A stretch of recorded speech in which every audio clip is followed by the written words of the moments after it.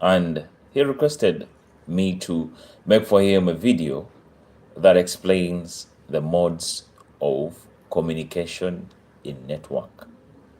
It's a common thing, and for the students, teachers of this subject of networking,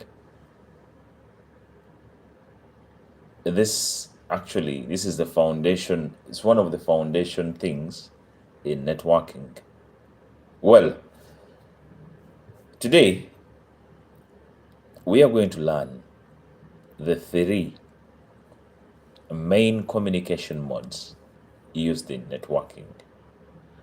But for those who are joining in for the first time, this is 𝗙𝗹𝗹𝗵, and if you haven't yet subscribed to my channel, please go ahead and subscribe, because on my channel I share tech tips and tech tips that helps you to improve on your IT skills. So before we dive into our class for today, let us first understand, first and foremost, what is networking?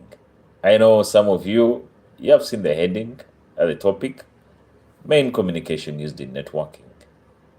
Before we see those communication modes, let us understand what networking is. In simple terms, networking, it is simply the practice of connecting various computers and different devices with the objective of enabling them to share information. Simply, that's how someone can define what networking is. So, as we shall see, we have various types of networks. We have the local area network, that is the LAN. We have the virtual local area network, and others, as we shall be looking at them in our classes yet to share with you. So today, let us look at these major communication modes used in networking. The first one, it is simplex. And for someone to understand simplex, it is actually, as you can see that arrow, because I want you to first understand the illustrations that I've used.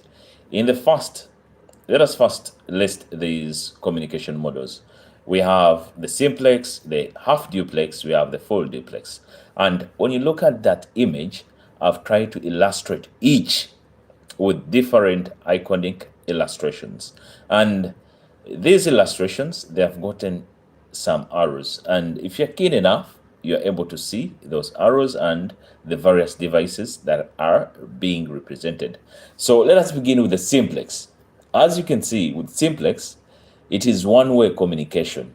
And here in simplex, data flows in one direction.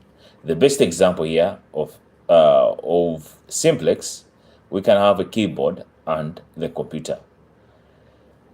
So with the keyboard and the computer, or the CPU, as you type, assume this is your computer, you type, your data is fed into the computer. But the computer cannot communicate with the what? With the keyboard. So that is our first mode of communication. That is the simplex communication. Then the second mode, we have the half duplex. And half duplex, it is a two-way. With two-way, it's a two-way communication, but the devices cannot communicate at the same time. So it means that device takes turns sending and receiving of what? Of data. For example, we do have the walkie-talkies. And I know some of you have tried to use these walkie-talkies. The walkie-talkies, as you can see illustrated in my diagram, they're usually used by security agencies. these security guys, if they are to communicate to one another, you can, if you have been around them, they have some coordinates or codes that they use. Hello, over, this is so and so, this is Sharif reporting this issue, respond, bravo, things like that. So in networking, there is half duplex, because it is a two-way communication, but one at a time is communicating and sending. Then after the opponent receiving the data, then you also respond. Let me hope we are following. Then the last mode of communication, we don't have the full duplex. With the full duplex, it's a two-way communication simultaneously. And here, both devices, they send data and receive at the same time.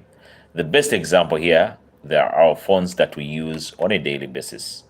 With the phones, you are able to talk at the same time as your person you're communicating to is also responding, giving you instant communication or reply. That's why they're saying it's a two-way simultaneously. So I think with that, let me hope you have gotten something when it comes to the main communication modes used in networking. If it's your first time to watch this video, please, I urge you to go ahead, you subscribe and you share to 10, such that this video is given a high rank in the YouTube algorithm. Thank you so much for watching. See you in the next tutorial.